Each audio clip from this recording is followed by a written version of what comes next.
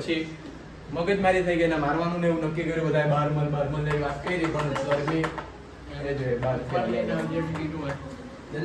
જલ્દી સ્કૂલ તો જવાની નહીં મળે પાછી ચંદન જેવી